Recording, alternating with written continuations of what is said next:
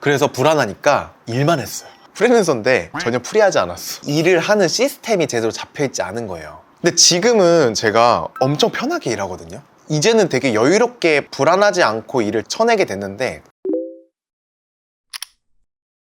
안녕 여러분.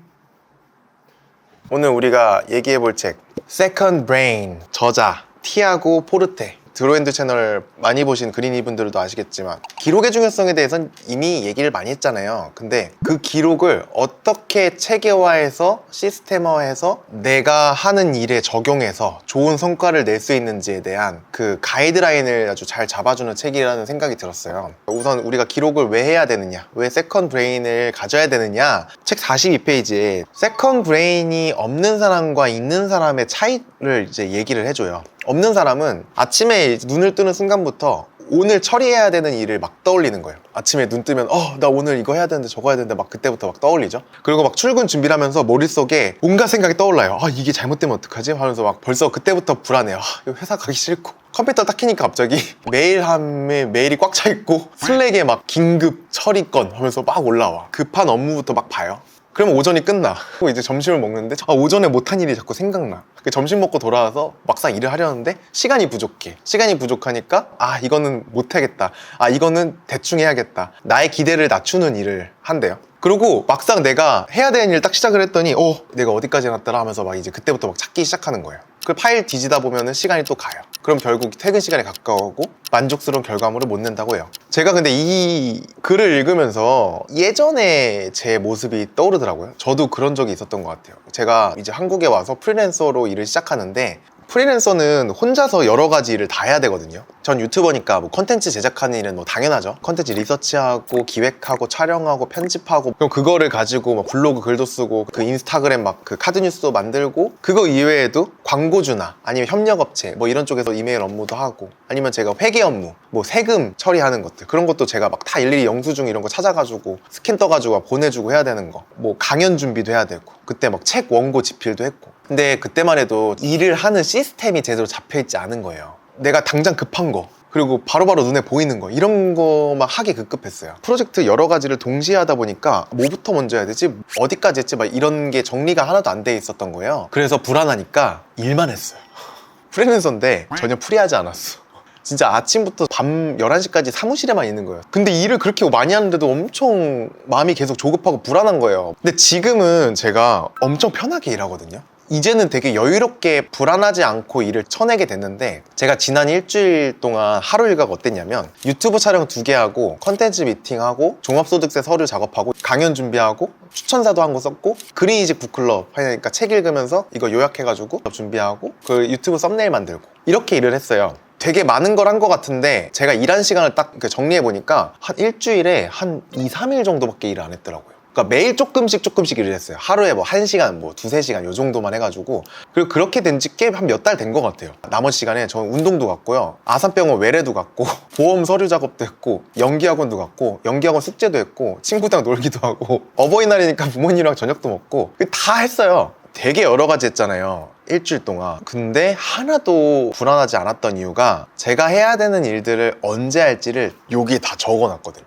저는 그 날이 오지 않으면 그 다음날 뭘 해야 되는지 잘 몰라요. 이날은 이거 하면 되고 이날은 이거 하면 되고 다 적어놨으니까 저의 시간과 에너지를 다 분배를 해놓은 거예요. 그래서 그 날이 되면 그 날의 일만 하고 나머지 일은 그냥 신경을 안 써요. 근데 예전에 일할 때는 화요일날 끝내야 되는 거, 수요일날 끝내야 되는 거, 목요일 되는 거 월요일부터 걱정해. 그럼 화요일날은 수목금 거 걱정하고, 아니 그 다음 주 거 걱정하고 이랬는데, 지금은 월요일이면 월요일 것만 걱정해요. 화요일은 화요일 것만 걱정하게 됐어요. 이게 저의 두 번째 뇌가 돼주어서 그런 것 같아요, 이 플래너라는 게.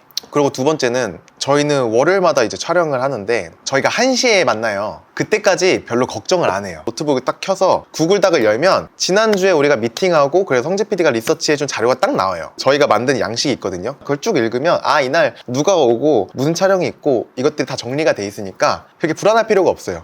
촬영 전에 그것만 한번 훑어보면 되니까. 컨텐츠 미팅도 제가 생각날 때마다 적어놓은 것들이 있거든요. 그럼 적어놨으니까 그 전까지는 그거를 굳이 내 머릿속에 담아놓을 필요가 없는 거죠. 강연 준비도 되게 쉽게 했어요. 이번 주에 강연을 가는데 부산으로, 예전에 했던 강연 자료들이 많잖아요. 요게 좀 맞는 것 같다. 그럼 거기서 조금씩 변형하면 끝. 추천사 쓰는 것도 책을 읽다가 이 부분 되게 좋다, 이 문장 되게 좋다, 그럼 그거를 긁어서 구글 닥에 그냥 다 박아놔요. 이거를 하루에 읽고 하루에 다 못 써요. 일주일 동안 이 책 한 권을 읽는 거예요. 그러면 일주일이 딱 지나면은 그 구글 닥에 그런 것들이 쌓여 있어요. 조각조각. 데드라인 당일에 저는 20분 만에 썼어요, 추천사를. 그러니까 뚝딱 나오더라고요. 그래서 저는 딱 데드라인에 맞춰서 일을 하는 편이에요. 세컨드 브레인도 어저께까지 딱 읽고 이게 접어놓잖아요. 오늘 대본 만들었어요. 근데 보통 걱정한단 말이에요. 내가 내일 촬영인데 이거 지금 끝내놔야 되는 거 아니야? 예전에 막 이랬었거든요. 근데 그냥 내일 촬영이어도 내일 내가 한 촬영 전에 1시간 여유 있으니까 그냥 이거 내가 다 적응해서 썼으니까 그날 하면 될 거야. 그리고 오늘 했어요. 그리고 저는 어제 새벽 2시까지 드라마를 보고 잤습니다. 이렇게 되게 많이 바뀐 거죠. 예전에 제가 불안했던 이유는 일을 하면서도 계속 다른 일을 생각했던 거예요. 근데 지금은 제가 기록해두는 시스템들이 있으니까 그냥 그 업무를 하면 그 업무에 필요한 자료들이 어디에 모아놨는지를 아니까 그걸 클릭하면 바로 일을 실행할 수 있는 거죠. 54페이지를 같이 보면 좋을 것 같은데 세컨드 브레인의 강력한 힘이라는 제목이 나와요. 첫 번째로 아이디어를 구체화한다. 두 번째, 아이디어 사이의 연관성을 새롭게 밝혀낸다. 세 번째, 시간을 두고 아이디어를 발전시킨다. 네 번째, 나만의 독특한 관점을 정교하게 다듬는다. 새로운 콘텐츠를 기획할 때 저는 이거를 되게 많이 느꼈거든요. 이 네 가지의 장점을. 디얼 마이 트웬티스 있고, 그린룸 토크, 드로 마이 브랜드, 업사이클링, 그린이지 북클럽, 기분 나빠하지 말고 들어, 그리고 최근에 이제 시작한 뉴딘스라고 유스랑 딘이랑 저랑 셋이서 나오는 거 꽤 많아요. 거의 대부분 이 컨텐츠들이 어떻게 기획이 됐냐면 그냥 평소에 문득문득 떠오르는 아이디어로 시작이 됐어요. 그 떠오르는 아이디어가 있으면 적어놔요. 플래너에다 적어놓던가 디지털 문서에다가 기록해놔요. 그런 시작으로 아이디어들이 이제 구체화가 돼요.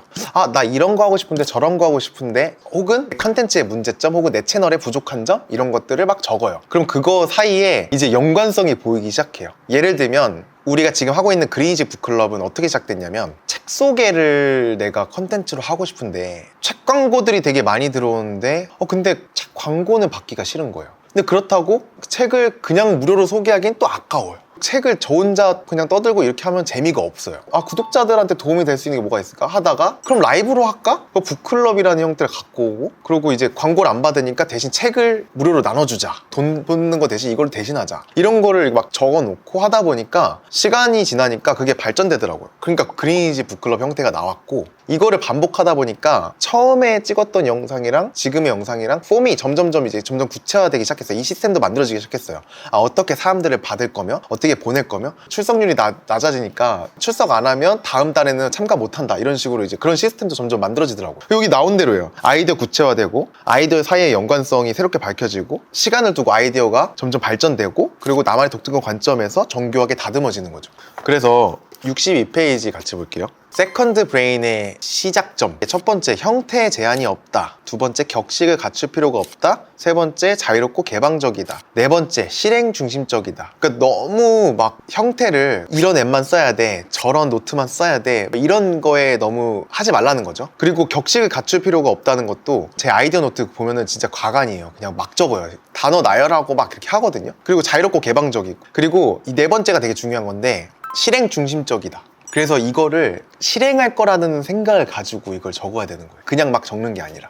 여기에 좋은 얘기가 있어서 제가 읽어볼게요. 중요한 점은 메모를 시작하기 전에 당신이 원하는 기능을 모두 갖춘 완벽한 앱부터 찾아야 한다는 덫에 걸려들지 않아야 한다는 것이다. 완벽한 도구를 여러 개 마련한 게 아니라 의지하고 믿을 만한 도구 세트를 갖춘 일이 중요하면 나중에 언제든 바꿀 수 있다는 걸 명심해야 한다. 그래서 저는 이거랑 구글 다큐멘트가 없으면 정말 일을 못합니다. 누가 저거 쓴대 이래서 그럴 필요는 없고, 여러분들이 편한 거를 쓰시면 돼요. 형식에 규제받지 않고. 그래서 여기서 중요한 것을 기억하는 4단계가 나오는데, 코드라고 나와요. 캡처, 수집, 공명하는 내용을 수집하라. organize, 정리, 실행을 목표로 정리하라. distill, 추출, 핵심을 찾아 추출하라. 익스프레스, 표현, 작업한 결과물을 표현하라. 저는 이거를 보면서 소름이 돋았던 게, 제가 그린이지 북클럽을 준비하는 방법이 딱 이거예요. 저 처음에 이거 시작할 때 진짜 어려웠거든요. 책을 한 권을 다 읽고 중요한 걸 뽑아가지고 사람들한테 1시간 동안 떠들고 그걸 컨텐츠로 만들기 굉장히 저는 어렵더라고요. 근데 우선 해보긴 한 건데, 자연스럽게 하다 보니까 이 단계를 밟은 것 같은데, 우선 첫 번째는 저는 책을 보면서 수집하죠.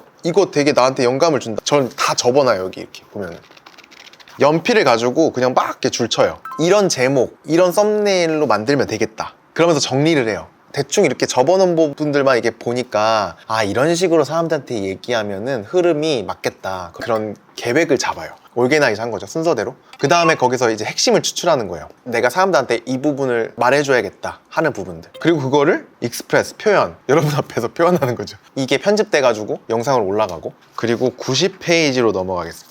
지식을 눈덩이처럼 불리는 마법. 앞서 2장에서 여러 지식인들과 작가들이 기록하고 보관했던 비망록의 역사를 살펴봤다. 그들에게 정보의 목적은 명확했다. 글을 쓰고 대중 앞에서 연설하고 사람들과 대화할 때 필요한 지식을 제공하는 게 목적이었다. 그들은 아이디어를 어떻게 사용할지 잘 알았으므로 어떤 아이디어가 기록할 만한 가치가 있는지 매우 효율적으로 알아보는 시각을 갖추고 있었다. 이러한 관행은 오늘날 창작가들 사이에서 계속된다. 일부 작사가들과 작곡가들은 노래를 만들 때 가져다 쓸 만한 가사와 반복되는 후렴구를 적어둔 후크북을 갖고 있다. 소프트웨어 엔지니어들은 쓸만한 코드를 쉽게 가져다 쓸 수 있도록 코드 라이브러리를 구축한다. 변호사들은 향후 소송에 참조할 만한 과거 사건들의 세부 사항을 담은 사건 파일을 만들어 보관한다. 여러분들은 이런 지식 자산이 있나요? 이런 지식 자산을 가지고 있어야 내가 하는 일에 더 좋은 성과를 만들 수 있는 거예요. 저는 이게 구글닥에 다 있어요.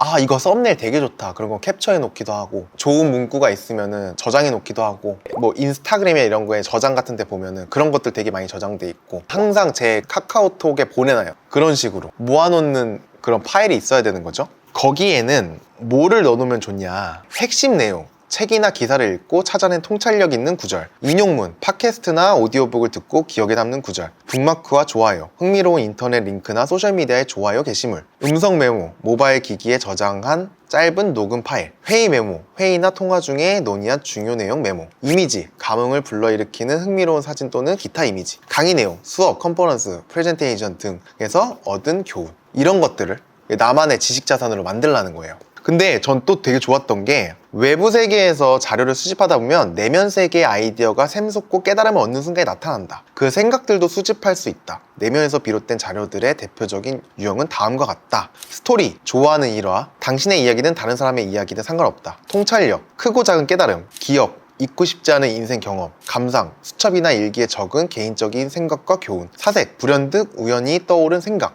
저는 그런 것도 많이 하는 것 같아요. 영상을 보다가 혹은 글을 읽다가 막 어떤 키워드나 뭐 그런 게 또 떠오르면은 그 제 생각을 막 적어요. 가끔은 되게 잘 나올 때 있거든요. 그럼 또 컨텐츠 써먹어요. 친구들한테 얘기할 때도 보여주기도 하고, 그런 식으로 쓰라는 것 같아요. 그러니까 단순히 외부에서 있는 자료들만 모으는 게 아니라 그거를 보고 생각난 나의 것들도 정리해 보라는 거죠. 그게 또 나의 자산이 돼서 그걸로 책을 쓸 수도 있고, 영상 컨텐츠를 기획할 수도 있고, 블로그 글을 쓸 수도 있고, 내가 하는 프로젝트에 어떤 걸로 쓸 수도 있는 거니까 나의 내면에서 오는 생각들, 이런 거 귀 기울여 보라는 거죠. 그리고 나면은 이 책이 앞쪽에 나가 있던 왜 기록을 해야 되는가, 그리고 기록을 이런 식으로 정리해야 되고, 이런 순서들을 얘기했잖아요. 그 이 책 중간에 보면은 그것들을 굉장히 구체적이고 체계적으로 어떻게 기록하고 요약하고 정리한지가 세세히 나와 있어요. 이걸 지금 여기서 설명하기는 어렵고, 저는 여러분들이랑 기억하고 싶은 부분만 이제 나누는 거고, 근데 여러분들이 꼭 기억했으면 하는 게 있어요. 그래서 그 중간 페이지를 좀 넘어가고 251페이지로 가면, 당신은 당신이 만들어내는 것만 안다.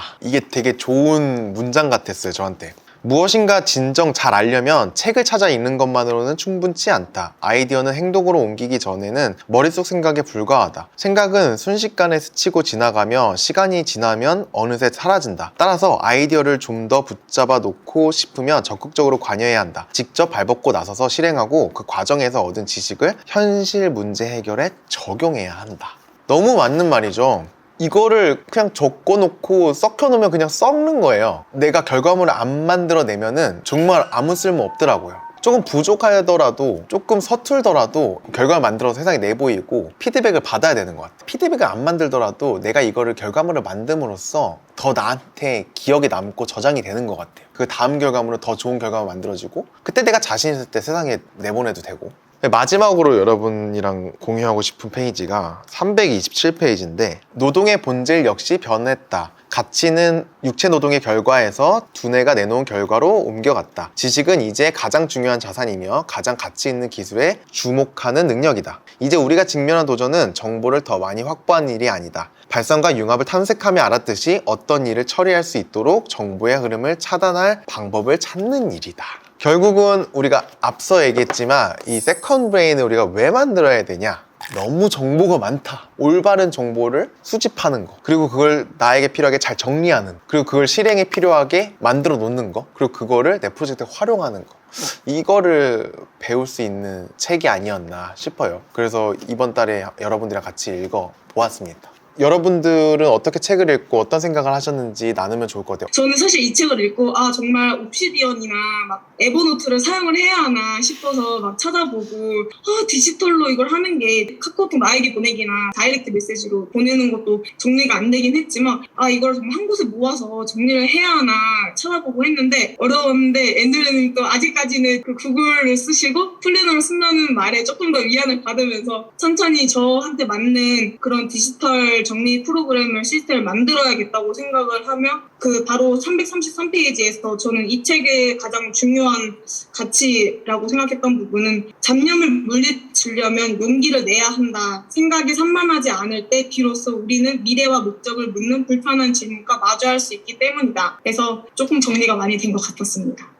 좋습니다. 원래 이게 그 파워 J 형들은 시키지 않아도 그 노션이나 에버 이런 거 쓰거든요. 사실 저도 잘 못하거든요. 그래서 저도 되게 반성을 많이 했어요. 이 책을 보면서 정리는 이렇게 하는 거구나. 역시 이 사람은 분명 파워 J일 것이야. 그래도 나는 파워 P로서 이 정도면 나는 충분해.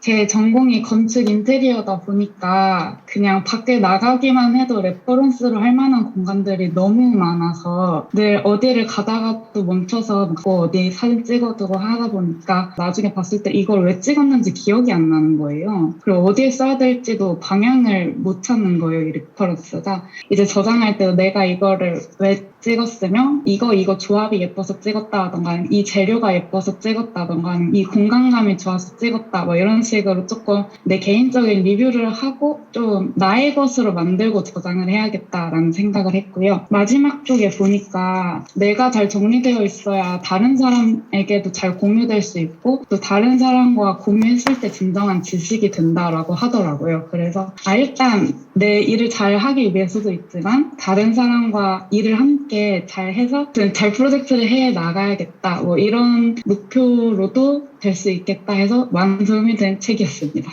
그리고 이건 진짜 되게 컨텐츠 크리에이터한테 되게 좋은 책인 것 같아요. 제가 생각할 때 이걸 하면 그냥 그거를 블로그에 올리면 블로그 콘텐츠가 되고 그거를 영상으로 찍어서 영상으로 만들면 유튜브가 되고 인스타그램에 올리면 인스타그램 카드뉴스가 되는 것 같아요. 그래서 정보들을 수집해가지고 모아서 나에게 필요하게 하면은 그게 그냥 콘텐츠가 되니까. 근데 그런 게 쌓이다 보면은 그걸로 이제 책이 되기도 하는 거고. 그 조만간 이제 책 출간 계약을 할 것 같은데 거기서 이제 기획서를 주셨는데 그 디얼 마이 트웬티스 영상이랑 기분 나빠하지 말고 들어 그 영상 기반으로 만들 거여가지고 저는 그게 다 기록이 있잖아요. 유튜브에 기록이 다 있고 저는 그거 만들 때마다 기획서를 써놨으니까 그거 사실 긁어가지고 책 형식으로 쓰면 되는 거거든요. 이거 얼마나 편합니까? 세컨브레인을 이용해가지고 출판 프로젝트도 한번 정리를 해보면 좋겠다라는 생각이 들었습니다. 그러면 오늘 그린이지 북클럽은 여기까지 하는 걸로 하겠습니다. 여러분 월요일인데 늦게까지 참여해주셔서 너무 감사드리고요. 그럼 저희는 다음에 또 만나요. 안녕. 들어가세요.